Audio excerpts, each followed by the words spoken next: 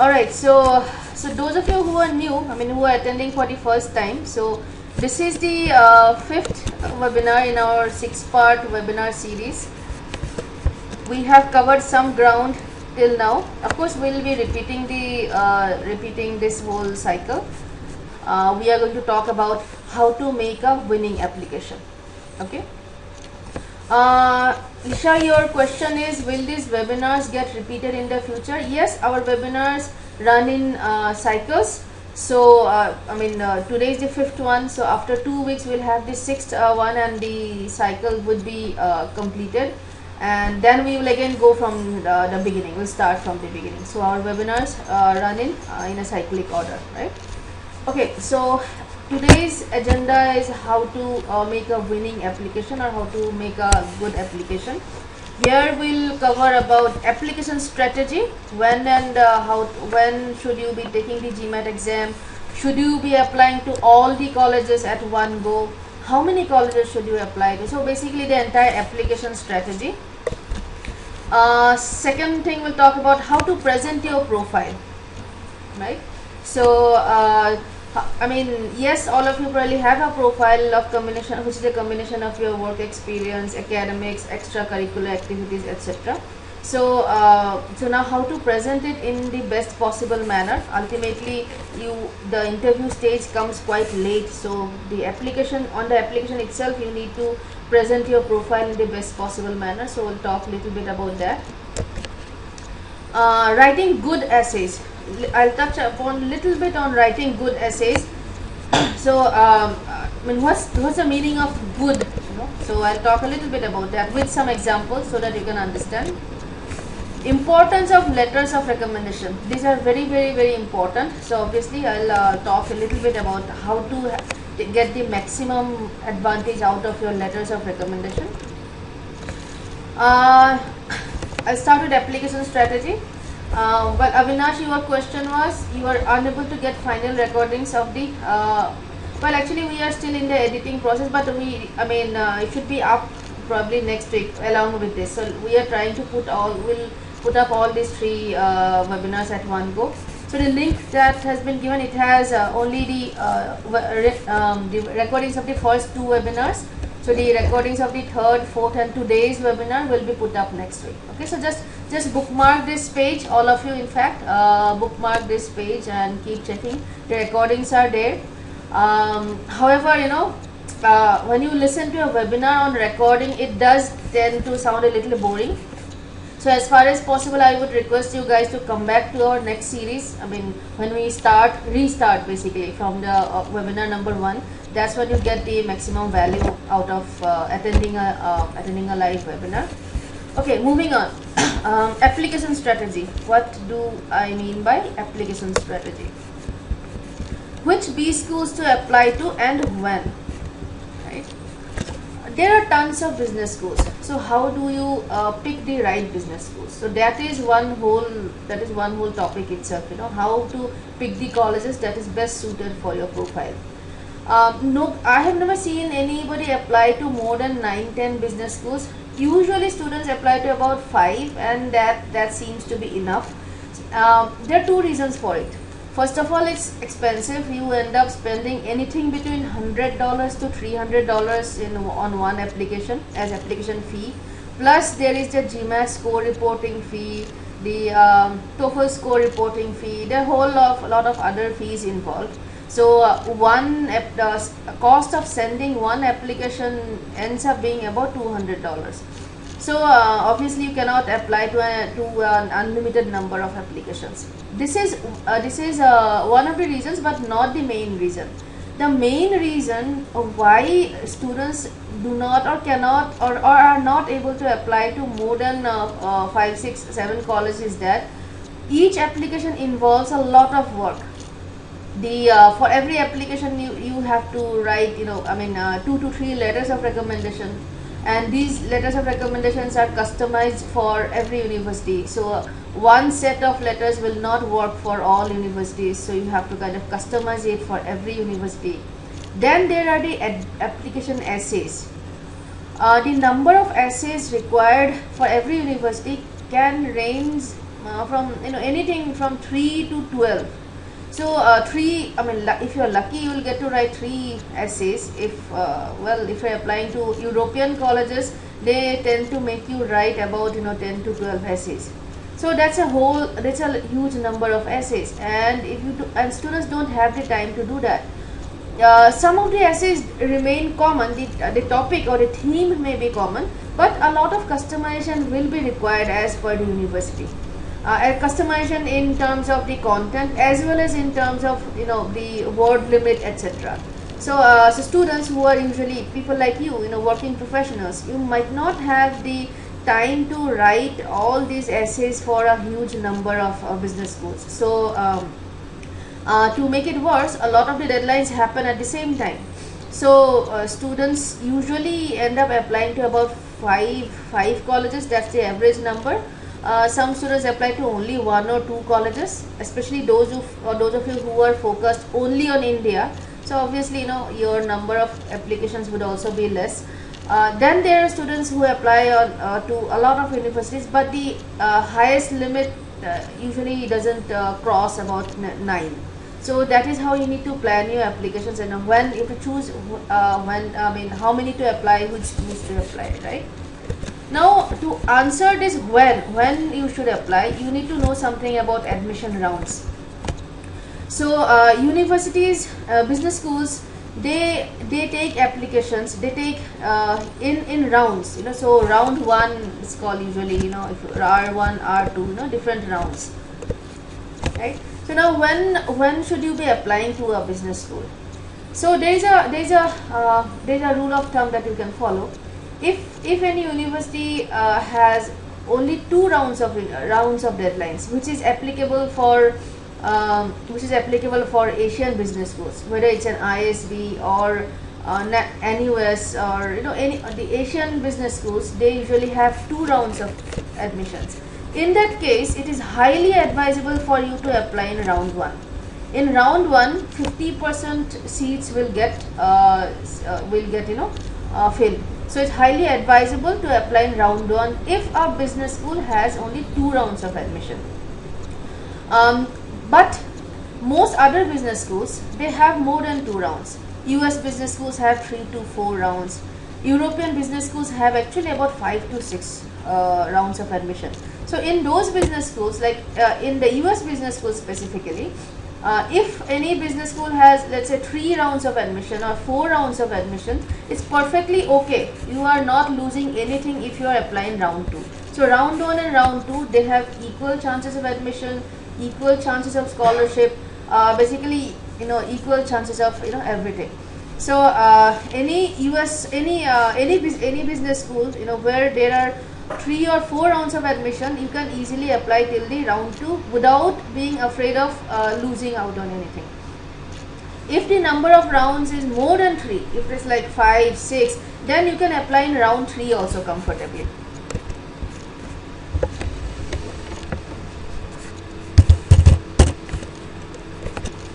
Right? Santosh, can you hear me? I think you are saying that the voice is not clear. Is my voice clear for everybody else? So yes, in the US business schools, it is perfectly fine to apply till round 2, whether it's chances of scholarship or admission. Nothing gets impacted. And any other business school which has 4 or 5 rounds, you can comfortably apply till round 3 also. So that's how you need to now plan your applications, right? The Asian business schools like your NUS and NTU or HKUST, their round 1 itself is in December, January. Okay, so December, January is when the round 2s of the US and UK business schools happen. So if you apply to some US business schools in round 1, let's say some US business schools you apply in round 1. So round 1 happens usually you can say roughly in October. There might be some in September, might be a handful in November, but October is the time when a lot of the R1s happen of the non-Asian business schools.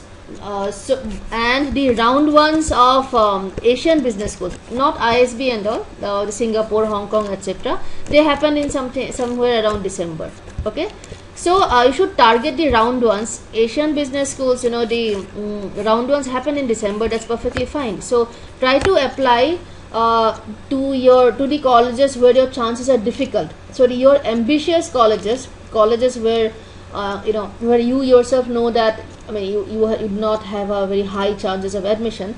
To maximize your chances, you should apply in round 1 there. Okay. And then you, depending on the response that you get, if you are not even getting an interview call, okay, so then in the next set of applications you might want to probably apply to some safer colleges. But if you have got admission offers or interview calls from the colleges in to which you applied in round 1, then in the round 2 you can stick with your plan or even pick up some more ambitious colleges. Okay. So that's how you need to plan out your applications. It's impossible to apply, and it is not at all advisable to apply to all the colleges in round 1. So you should not apply to all the colleges in round 1. Apply to the most difficult colleges in round 1. Spend a lot of time in the applications. When you are applying in round 1, so you will be writing your essays and letters of recommendation and CV for the first time. So they will take a lot longer. So your round 1 applications will take much more time since you will be doing everything for the first time. And the round 2 applications, you will find that you are able to do far sooner or much lesser time, because by that time you would have got a hang of the whole thing. So apply to about 3-4 colleges in round 1, and probably depending on the response of the round 1 applications, apply to 2 or 3 in the round 2. That's how you need to proceed. But remember, even in December, the Asian business schools, you will be still doing the round 1, so that's great. Okay, so the deadlines are actually quite flexible that way. Not flexible, quite spread out. Not every business school has deadlines in first round in October or something like that. So go to our website.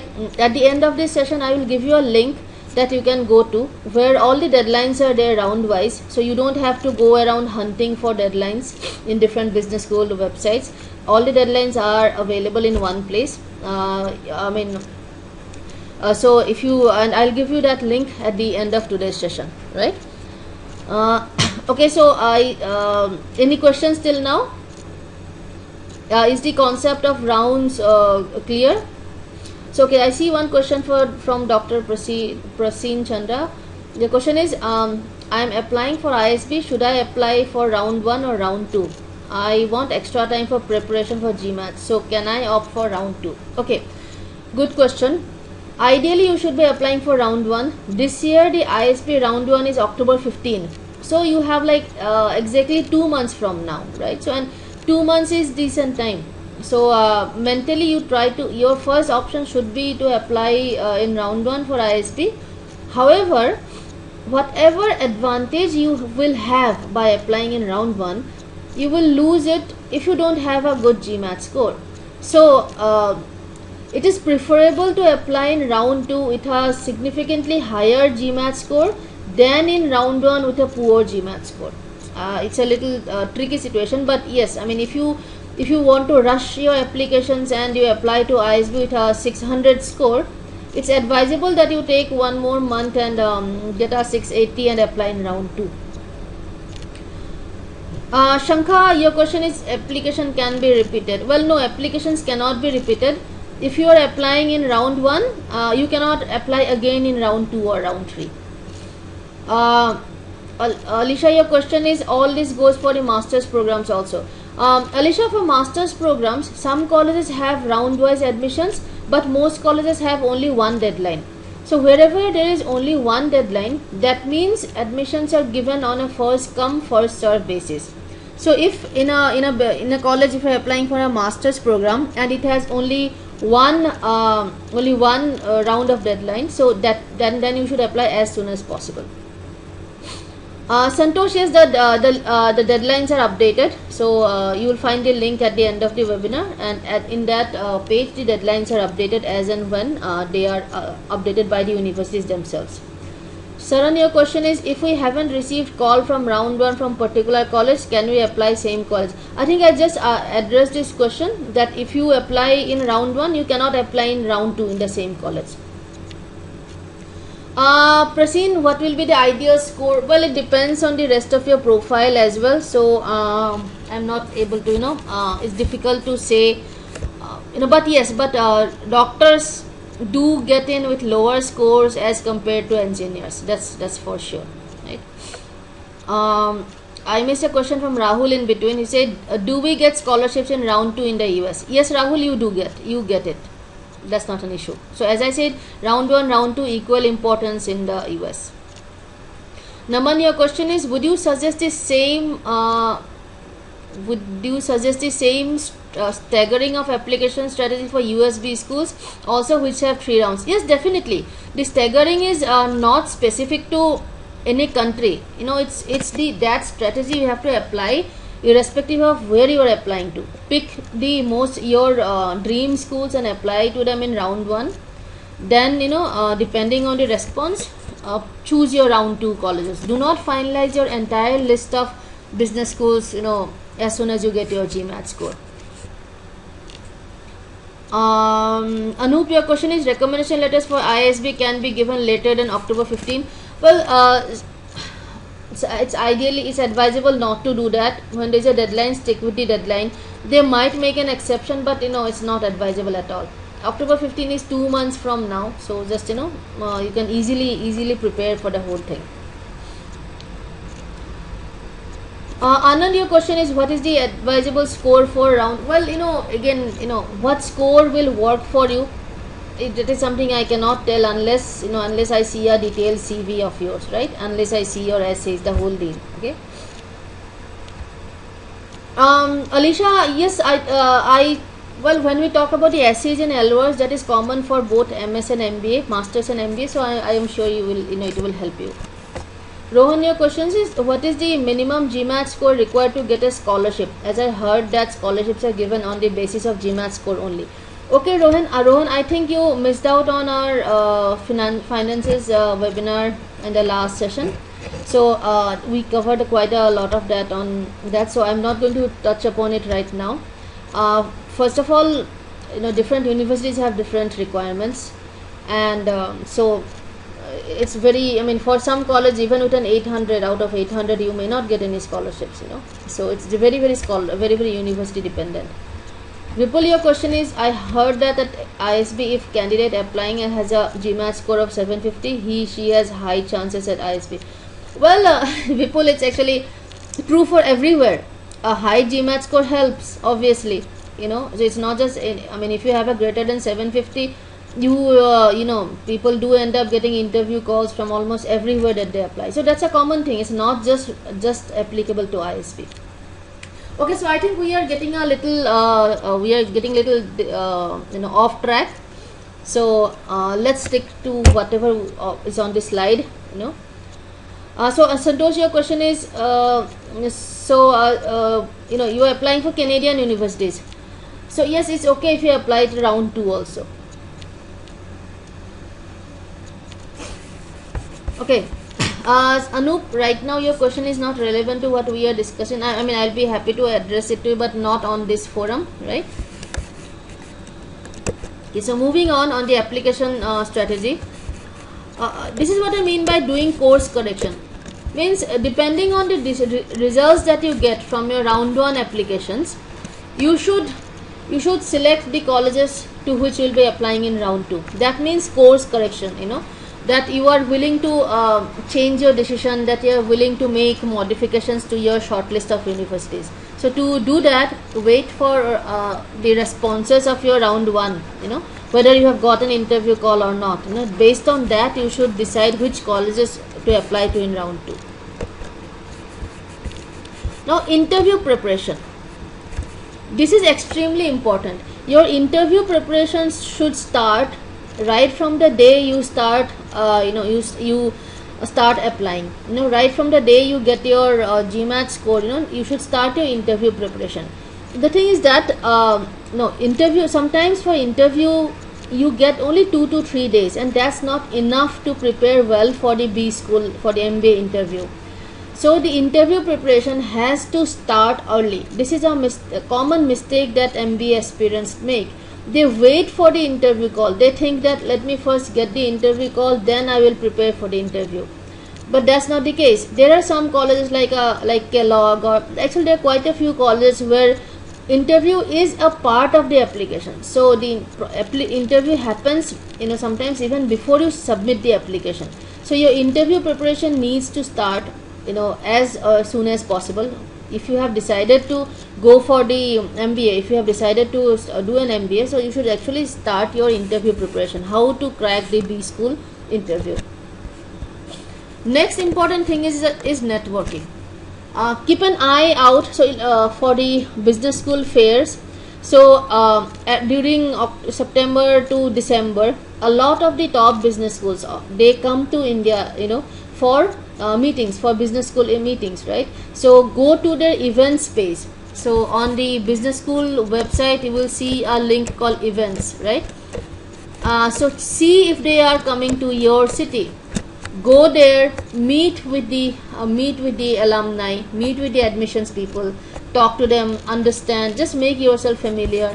And this is another reason why you need to have your interview preparation ready. Okay, so when you will be networking with alumni, that is the time to make an impression, right? So, and who knows, sometimes that alumni or those alumni, they might end up being your interviewer also. A lot of business schools have alumni interviews, right? So the networking part is something you should not miss out on. Start networking with B school alumni. Let's say you want to apply to Duke, so go to the Duke alumni Facebook page, or or contact the Duke alumni network in India. Okay, then or if you are from Delhi, then contact the Duke alumni network in Delhi. They have very strong alumni network. Try to just present your candidature. Show that you are really interested. Obviously you can't go and ask questions such as okay, what are my scholarship chances? That's not the right. Those are not the right questions to ask. Actually you should not be asking many questions. You should be just expressing your concerns. You should be expressing your interest. You should be asking questions about is this business school fit for my long-term career goals? So those are the kind of questions you should be asking the alumni and admissions committee. You should not be asking about what kind of scholarships will I get, what kind of GMAT scores I will need. Those are not the right kind of questions to ask. Okay, right, there's some questions. Saransh, your question is, are you saying majority schools in US don't have interview as an admissions criteria? No, I did not say that.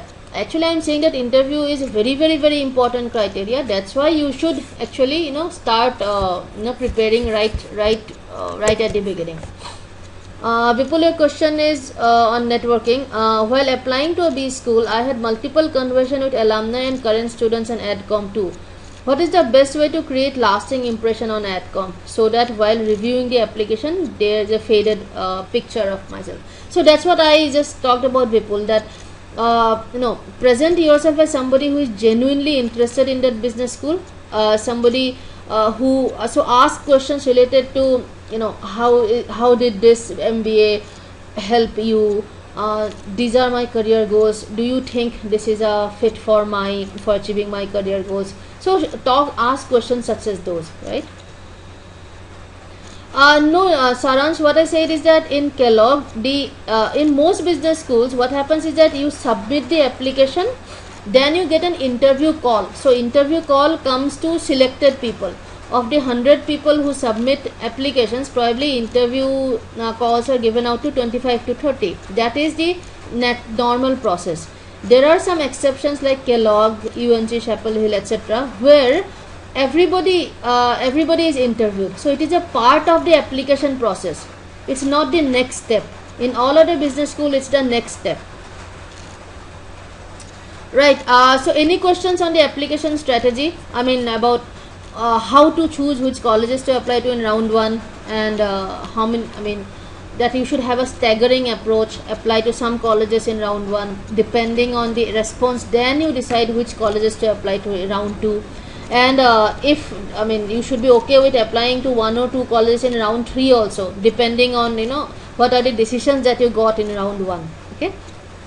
Okay, Shrisha, your question is again not related to whatever is on this slide.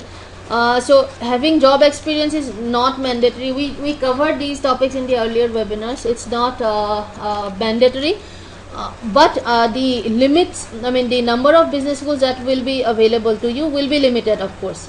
Not everybody, though it's not mandatory, but very a handful of colleges will take freshers. So Jay, again you need to start interacting with the alumni. If you are a Jamboree student, you can talk to the center also, meet an admissions counselor. Okay.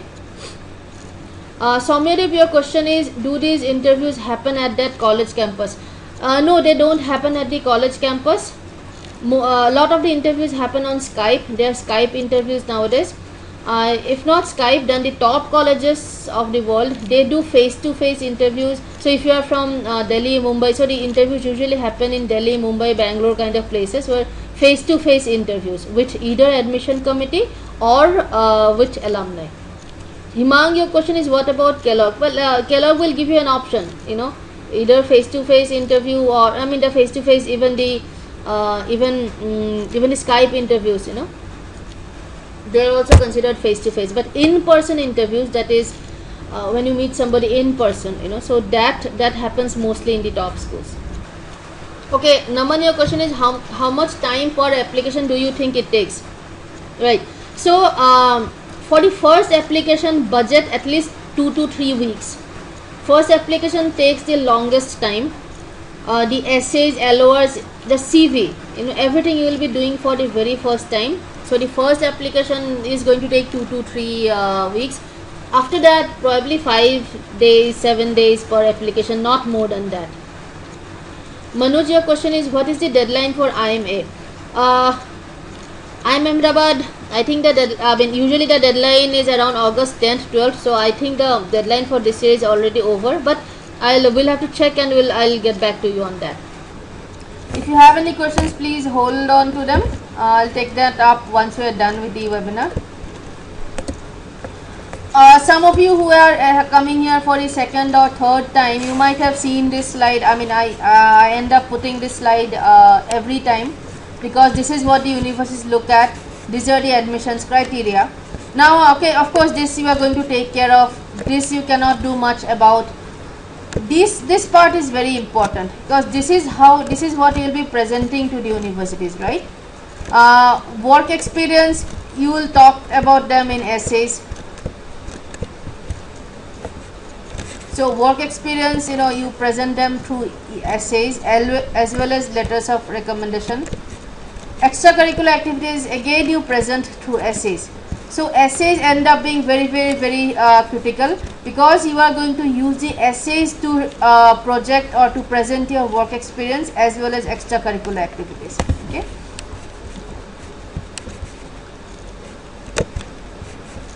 Okay, now extracurricular activities are very, very important extremely important for business school applications. Why do you think they are so very important? Why are extracurricular activities so important? Anybody wants to take a guess? Alisha, yes, 2 years of work experience is fine for master's program. Even if it's like masters in finance from a top business school like London Business School, it's fine. 2 years of work experience is perfectly fine. Yes, so coming back to my question, yes, Hanish, perfectly correct answer. So your extracurricular activities give the universities an indication that you can multitask and you are good at time management. So so even if you do not have any extracurricular activities right now, even hobbies are okay, but you have to like talk about extracurricular activities. So in the online application form, there are actually entire sections where they will ask you about your extracurricular activities. So you can talk about activities that you have been doing, that you had done in your school, in your college, or that you are currently doing. And the extracurricular activities, they need not be something in which you have won medals or something. Hobbies are perfectly fine. Yes, Hanish, extracurricular activities, hobbies count as extracurricular activities. Pradnavi, your question is, does work experience need to be in the targeted field or any job counts? Work experience means you should have the experience of working in a setup, working in a team, working under somebody. So that's what they are going to look at. It's actually not at all mandatory what field you have, whether it's relevant, to what to the one that you want to go to, etc., etc. Family business counts. Family business is counted as valid work experience. Okay. So presenting extracurricular activities, in one of our webinars I did talk about this. I'm sure some of you were there, some of you probably not. So let's say you have hobbies such as singing, dancing, right? So the best way to do is to present them. Indian applications write about a lot of things in the applications. So they take all of those with a pinch of salt, right?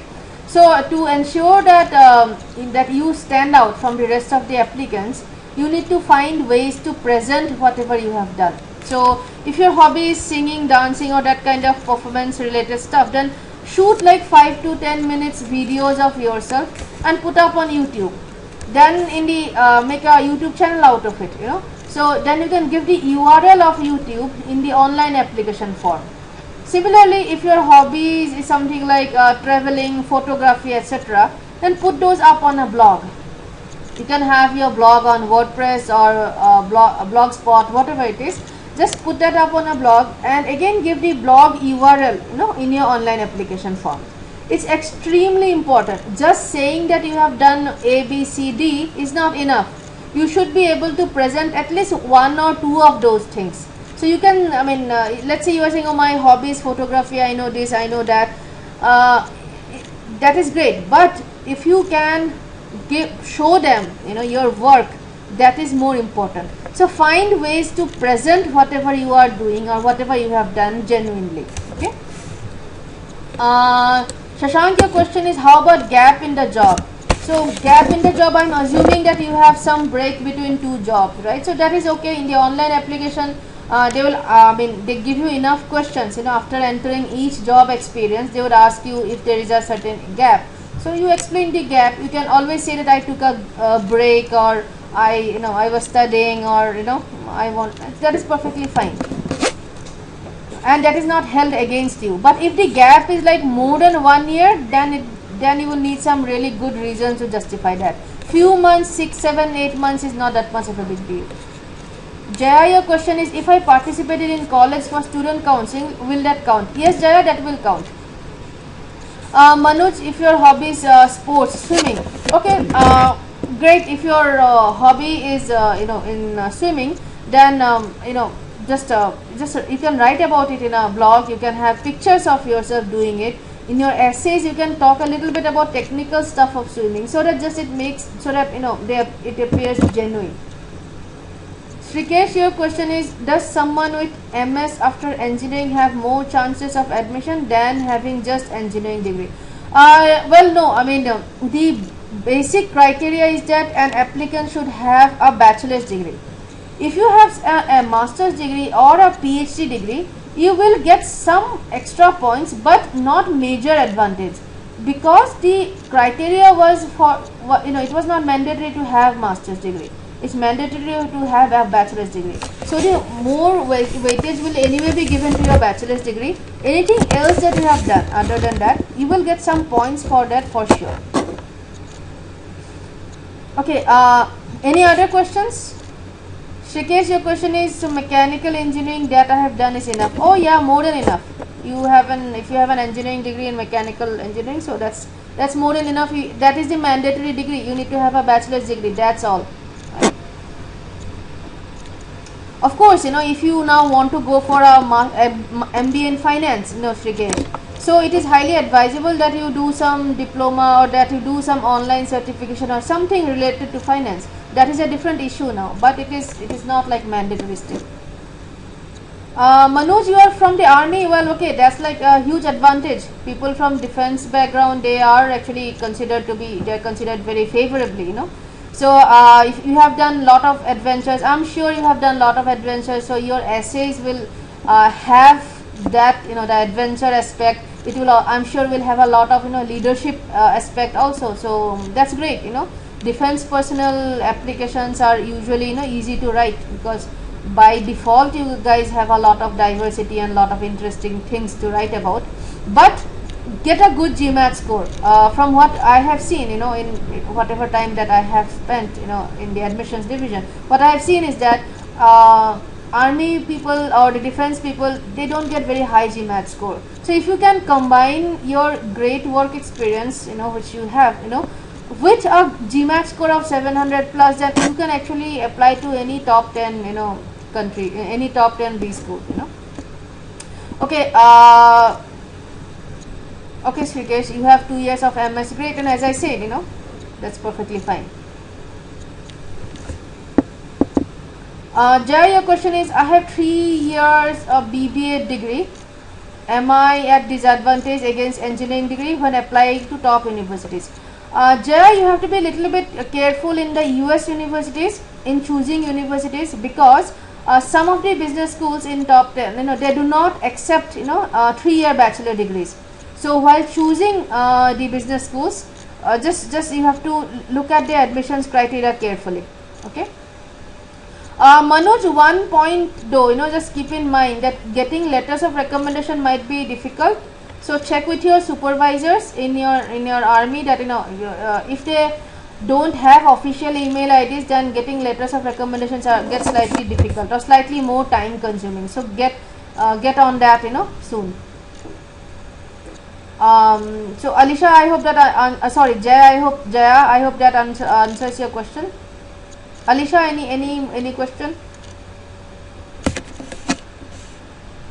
Alisha, I see Alisha typing. If not, then anybody has any questions, I'll just wait for a few seconds. If I don't get any questions, I'll move on.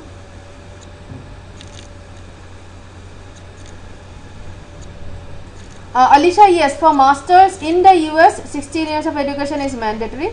UK and all, you are fine. For MBA, about 20% colleges are okay with 15 years of education.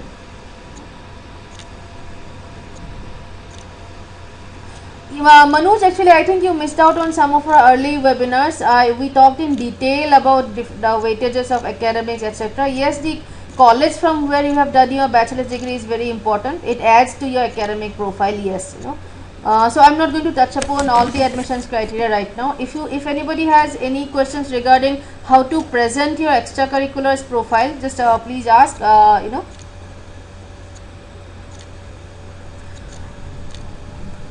Alisha, well, I didn't say you cannot apply to, you know, for you can apply for MBA degrees, you know, in the US. Shankar, your question is, as you talked about blogs, would recent ones be considered by the panel, or it would appear more fabricated? No, that's okay. Actually, you know, if you set up a blog with the express purpose of presenting your profile, is perfectly fine. You just have to be honest about it. That you know, that this is, in fact, your first post should say that, you know, out loud, you know, that is perfectly fine. A lot of the students do that. Dr. Prasin Chandra, your question is, during my college days I was the students president. Yes, it will be improved. It will definitely help. If you have held any position of importance or leadership during your school or college days, you know, that always adds up. And I understand that you will not have certificates for that. That's perfectly fine. You know, if you can present, or if you can portray 2-3 things, that's more than enough. You do not have to prove every little thing. Santosh, for Canadian universities, see, University of Toronto, Rotman accepts 15 years of education, rest of them don't. So you need to be a little careful in choosing your business schools, right? Soumyadeep, your question is, does it mean that we only have to present our ECA like in a hi-fi manner, no matter whatever we do? No, it's not that. I mean, it's not that in a hi-fi manner, but you have to find a way to present it how, I mean, if you call YouTube hi-fi, actually it's not that hi-fi, so you just have to find a way to present it. Just saying is not enough. If you are just saying that I have done that, because then just your statement, but if you can put up some proof or some, that helps. And in some of the business schools you get the option to upload certificates, so you can upload certificates. Alisha, your question is working in a junior achievement company program during school. Yes, that will all help. That will all add as that will all help. No, Santosh, I mean there's just one or two, so that's all. For MBA in Canada, most of them they don't accept. Only Toronto Rotman is the only top school that accepts. Okay, moving on. Okay, Jaya has another question. How do we prove if we don't have options to upload? No, okay, that's what I have been talking about. That if it is something that can be presented, I understand that not everything can be presented. So let's say you are saying that you have done 20 things. Of those, if you can present 2 or 3 also, that's okay. Yes, Somnadeep, you can put up your whatever extracurriculars you have done in your school or in your college, that would all count. Hanish, I think that addresses your question as well.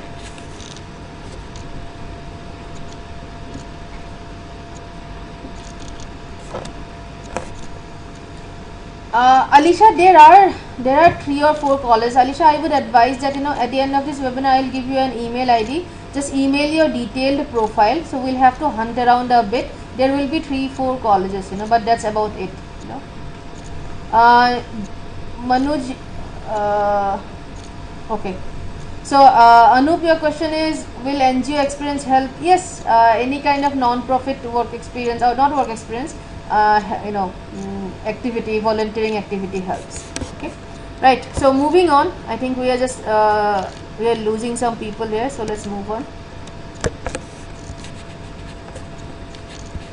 Yes, Santosh, you can. You have 17 years of education. You are perfectly fine. Okay. Now just everybody who just pay attention, because the essays, essays is very, very important. How to like write a good essay. Okay.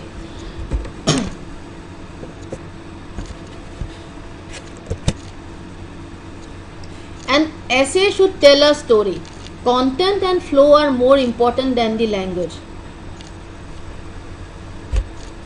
Very often, people think that they have to write really big words, really, hi-fi sounding language, but that's not important, right? So I mean, your essay is not a test of your vocabulary.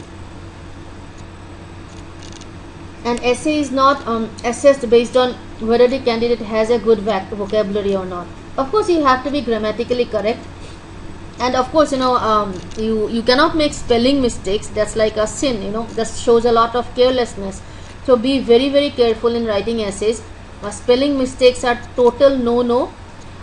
It shows that you are not taking it seriously. So definitely do an MS Word spell check. Also, like read yourself, read the essay yourself. I mean, there can be no like spelling mistakes. That's like a big error. Otherwise, it has to be grammatically strong. If you feel that your grammar is not 100% correct, if you feel that you are not a naturally good writer, then stick to short sentences. That's the best way. Whenever your sentences get long, whenever you have to use different types of punctuations, etc., people tend to end up making mistakes, grammatical mistakes. So if you're not 100% confident of yourself being a good writer, stick to short sentences. Okay. And as I said, content and flow. The essay has to flow seamlessly, from paragraph to paragraph. There should be transitional words joining the paragraph. These are very basics of writing per se. Okay.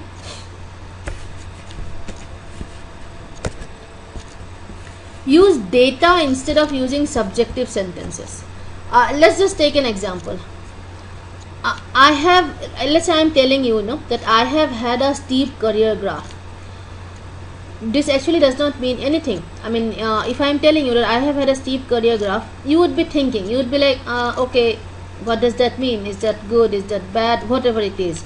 In fact, if I say also that I have got 2 promotions in 3 years, then that is also not enough. You would still be thinking, is that good? Is that bad? Right? So the admissions committee also works like that. They don't know you, they don't know the type of job that you do, they don't know the policies of your organization. So you cannot use random statements, you cannot use sentences that make sense to you but they which may not make sense to a lay person. So this same sentence, I have had a steep career graph, this can be written in different manner. Something like, of the 20 people who joined at the same time, I was the only one to be promoted within 6 months. Now there is no ambiguity. Anybody who reads this sentence will know that this person is good. There is no ambiguity. There is no, oh, is it good, is that bad? That question does not come to the mind at all. Another sentence, the usual duration between 2 promotions in my industry is about 3 years. I, however, have been getting a promotion every year. Now again, there is no ambiguity. Anybody reading this sentence, whether the person knows your industry or not, knows your company or not, knows that you have done well, right? So this is how you should be writing your essays, especially the ones where you are writing about your professional accomplishments, right? You have to lay out the groundwork. You have to give the context. You just can't randomly say that I got the star performer award. Now that is also not enough, right? If you say that the star performer award is given to 2 employees from a pool of 500 employees, and it is given once a year, and I have won the last 2 star performer awards. Now there is no ambiguity about the impact of your accomplishment, the significance of your accomplishments. So that's how you should be writing your essays. So the best way, I mean, what I suggest students is that write an essay, show it to a friend or a relative who has no clue what you do, who has no clue what you do at your office. If that person is impressed, if that person thinks that, oh, okay, this sounds good, then your essay is good. Otherwise it's just a lot of technical jargon that only you are able to understand, right? So be very, very careful. A lot of us in our jobs, we get used to the jargon so much that we are actually unable to think from the perspective of an outsider. Okay. Another way, these are just some examples so that I can make my point clear, that at the age of 28, I am the youngest project leader in my organization. The average age of project leader being 33 years. Now again, there is no ambiguity about how well you have done, or whether you have done well or not. Anybody reading the sentence will know that you have done well, right? Himang, of course, a lot of it will have to be corroborated in your letters of recommendation. You can't just say, if you have said like 10 things again, at least few things have to be corroborated by your supervisors or whoever you are taking your letters of recommendation from. Then your entire application will be in sync. So any questions? I think Shraddha has a question about generally what are the topics for essay. Shraddha, there is nothing called generally. The topics vary from university to university. Some of the common topics are, why do you want to do an MBA? What are your long-term and short-term career goals? So these 2 are 2 of the most common essay topics. Other than that, any business school can have, any kind of essays. Sometimes they might want a video essay also, where you have to shoot a video and send them. Sometimes they might want to make a business plan also. So it's totally business school dependent. Only 2 common topics are usually, why do you want to do the MBA and what are your long-term career goals. That's it. Alisha, your question is, if the employer is ready to write a few false things, then is it fine to mention them in the essay? Okay, I would strongly advise not to fake stuff. Remember, there is an interview round also, and the interview rounds are face to face, either through Skype or in person.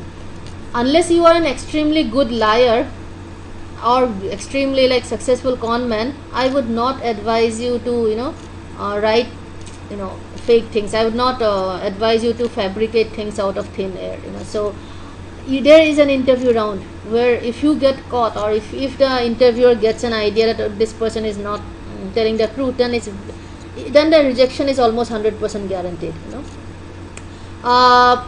Pradnyams, I'm not able to pronounce your name, but okay. Your question is there an ideal length for an essay? Well, yeah, I mean, the university will specify that. You don't have to worry about that. They will tell you that this 500 word limit, or 1000 word limit, or 750 word limit, they will give you the word limit. So there's no ideal length. Universities will give you word limits, and you will have to religiously stick to it.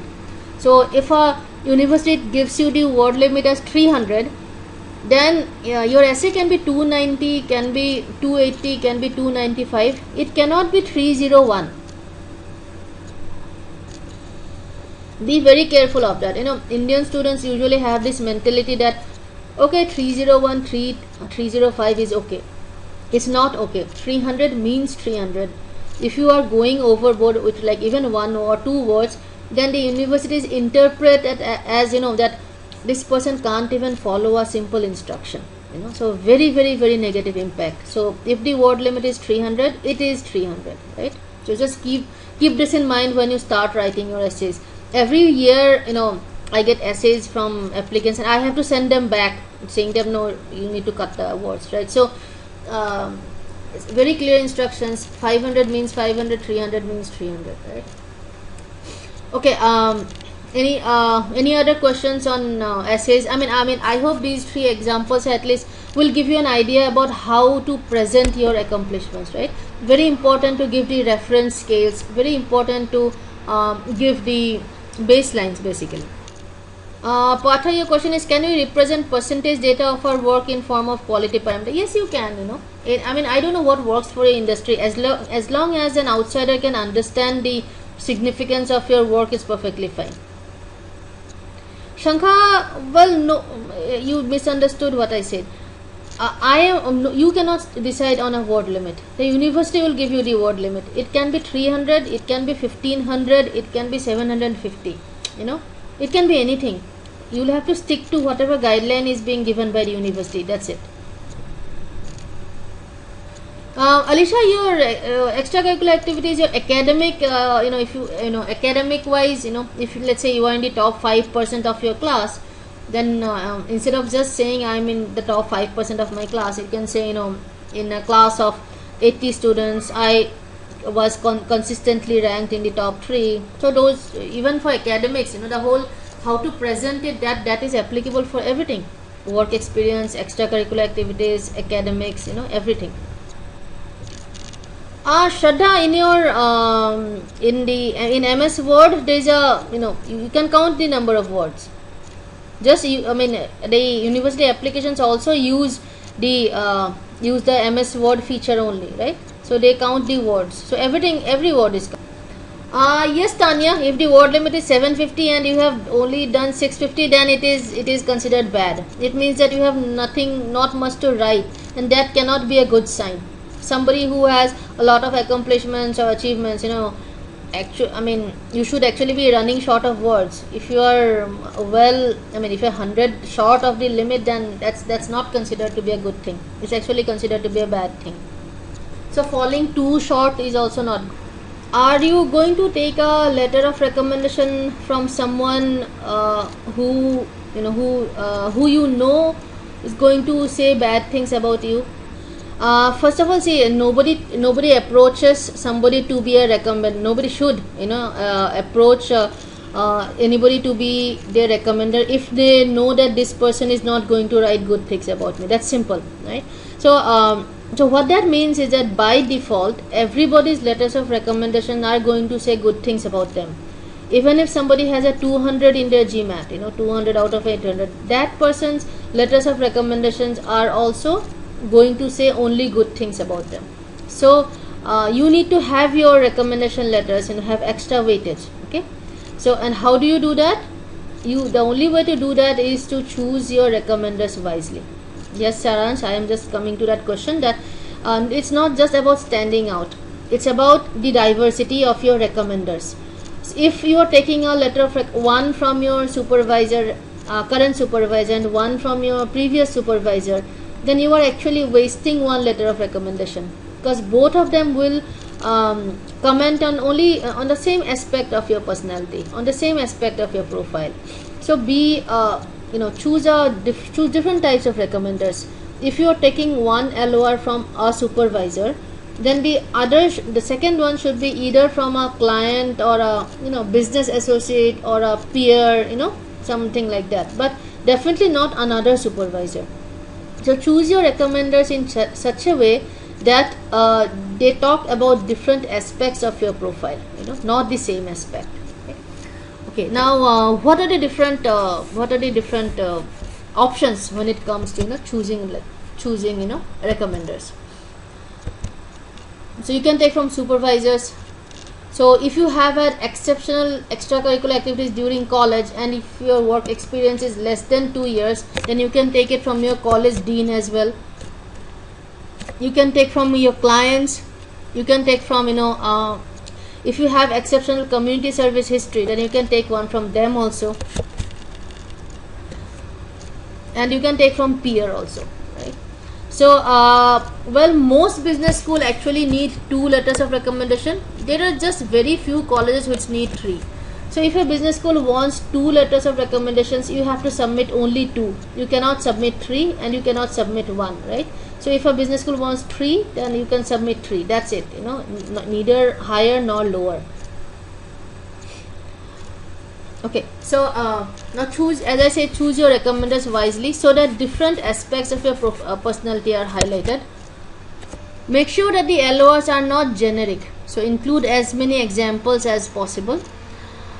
Very often in India, like if you approach somebody to be a recommender, they would ask that, okay, so what should I write? So you might be required to send them some pointers. Okay, it's very common. I'm sure some of you also have people whom you have managed, and you probably don't remember what their strengths and weaknesses are, right? So similarly, when you approach somebody to be your recommender, you should offer to send them some pointers. You should definitely send them some pointers so that they can refresh their memory. Okay, and these LORs are not generic, they are university specific, and they are in question answer format. So the questions of a recommendation letter are usually how long have you known the applicant and in what capacity. So the recommender has to write that. Then there will be questions about what are the strengths, what are the top 3 strengths of the applicant, give examples. So in that case, it's the recommender should talk about some instances where you exhibited some strength, and these have to be done little bit in sync with what you have written in your essays. So that's why it's important to give some pointers to your recommender. There is also a question in each recommendation letter asking that what are the weaknesses of the applicant. Sometimes it is also this question also comes as what are the areas for improvement of the applicant.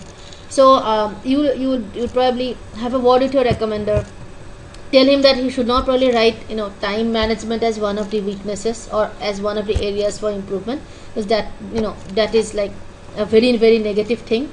As an MBA aspirant or MBA applicant, you are expected to be good at time management and multitasking. So those two cannot be presented as weaknesses or areas for improvement, right? So this some basic basic pointers you should be giving to your recommenders. Okay. Jaya, your question is you're working with your father, so so it's probably a family business, so you will take it from your clients. You can you should take letters of recommendation from your clients and from the supervisor of your earlier organization, right? Santosh, your question is apart from my supervisor, can I get an LOR from a lawyer or notary who knows me very well? I don't know what you do, so I mean if you have worked with that lawyer in some business related work, only then on personal basis, if the person knows you on a personal note, or if he is your neighbor or friend, then you cannot take a letter of recommendation from that person, right? Naman, your question is current supervisor compulsory? Of course not. You cannot just walk up to your supervisor and say that I am planning to do my MBA, so I will probably leave. No, you cannot say that, right? So so it is not mandatory to have a current supervisor. It is extremely helpful if you get from one supervisor. So the supervisor can be a previous supervisor also, or somebody who supervised you, or who was your supervisor but kind of who left and is working somewhere else. That is perfectly fine. So one letter of recommendation should definitely come from a supervisor, not necessarily the current supervisor. So Naman, I hope that addresses your question. Jay, your question is, can I take it from college professor, like finance teacher back from college? As I said, only if your work experience is less than 2 years. If your work experience is like 5 years, 10 years, then there is no point in taking it from a college professor. Yes, Prasin, you can do that. Manoj, it need not help, it need not help if the actually they don't sometimes ask also. So this is another common myth, that will it help to take a letter of recommendation from an alumni of the business school to which you are applying. So if you ask any business school, they will also tell you that it does not have that much of an additional advantage, right?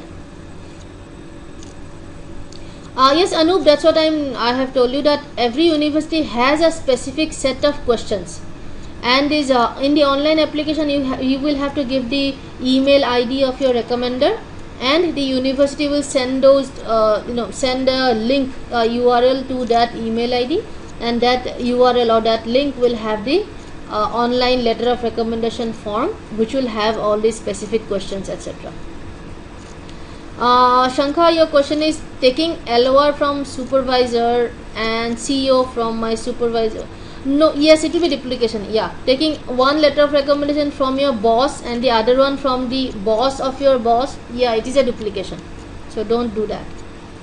Santosh, your question is, I have 6 years of work experience. So shall I get one LOR from previous employer, the one from current? Yeah, obviously. Yeah, of course. If you have like let's say more than 3-4 years of work experience and you have worked in more than one company, so try to get one from each company. It's not mandatory, but it helps. It shows that you have done well in all the places that you have worked in, right? People who have more than 5 years of work experience, like 10 years or 12 years of work experience, if there is any such people right now, if you have, then no point in taking letters of recommendation from some company where you work like 10 years ago. So keep your letters of recommendation recent, right, in the last 3-4 years, that should be fine. 3-4-5 years, that's fine. Alicia, your question is, will a person who has worked with a brand name get an edge over a person who has worked at a very small firm? Well, no. I mean, actually, entrepreneurship is considered to be the best type of work experience, and those firms are obviously not like brand name firms, right? So, the the small, it totally depends on what kind of work you do. Saransh, your question is it advisable to take an LOR from your immediate supervisor or someone higher? Immediate supervisor is highly recommended, because that person will know exactly how you work, and his word is given more value than somebody who is in a very high position and who probably may not have interacted with you on a day-to-day basis.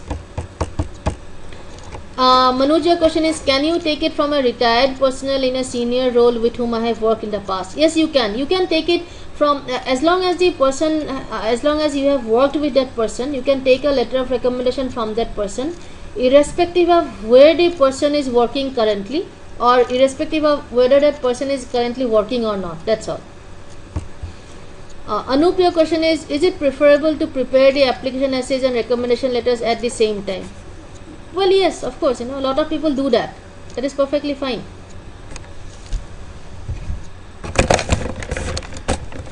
Any more questions on essays and letters of recommendation? Another important thing is that this language of each of your LORs has to be different, right? So if you're if there are 2 letters of recommendation, then exactly the same things or should not be said, So if both the LORs will have the same questions, but the answers need to be slightly different. The language definitely needs to be different, right? So if you are giving pointers to your recommenders, then make sure that you do not give the exactly same pointers.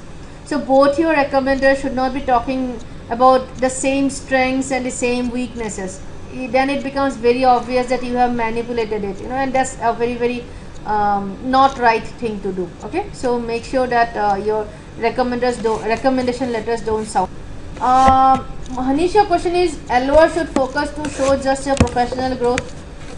Mostly yes, but if there is anything in your, if the recommender talks about you growing as a person, in terms of soft skills, that is perfectly fine. I mean, if he talks about your that you have become more mature, your recommender can talk about qualities such as maturity, all of that, so, but in the professional context, of course, I mean, it's highly advisable that your recommender doesn't talk about how you deal with your friends or family, obviously. Yes, Anish, overall growth in personality. Anup, your question is, I am a certified public speaker in an international organization and have leadership responsibility in a community club. Will LOR work from a senior in that club? Yes, it will work. It will work. Hanish, your question is, while citing professional example. Yeah, of course. I think it's a continuation of what you had typed earlier. Yes, it will be overall personal growth while citing professional examples. Srikesh, your question is, can I take one of the letter recommendation from my lecturer who is a patent holder and taught me a subject? Okay, again, you can definitely take from your teachers, but if your work experience is more than 2 years, then it's not advisable. Okay, any other questions on essays and letters of recommendation? If not, then we'll move on. Am I still audible? Yes, Shikesh, 2 years is less than, I mean 1 year is less than 2 years, so obviously, yeah.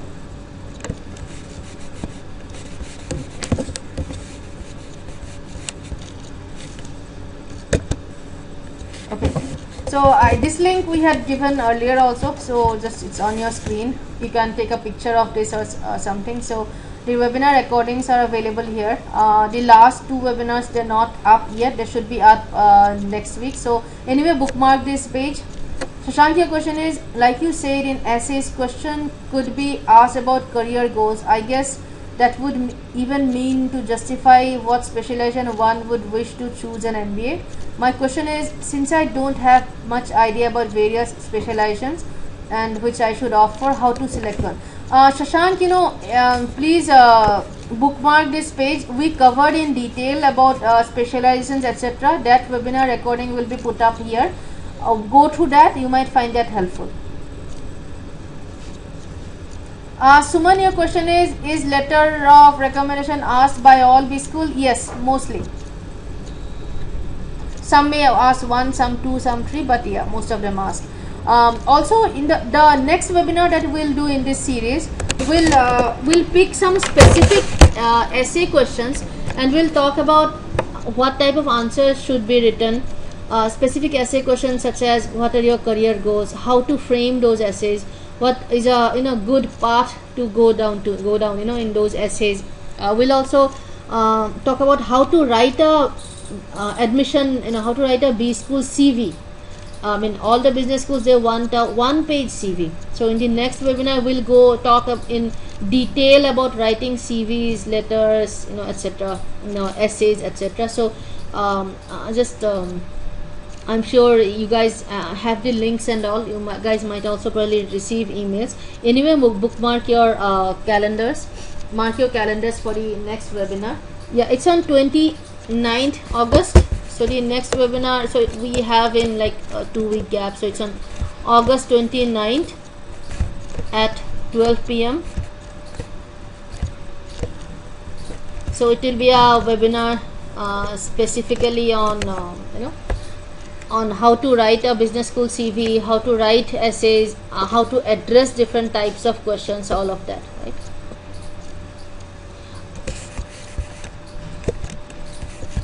So this is the link for the business school deadlines.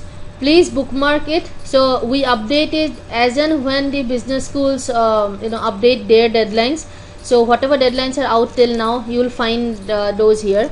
The the rankings of the business schools are also there. So all the top 100 business schools as ranked by US News and FT. So they are there along with the rankings as well as the round wise deadlines.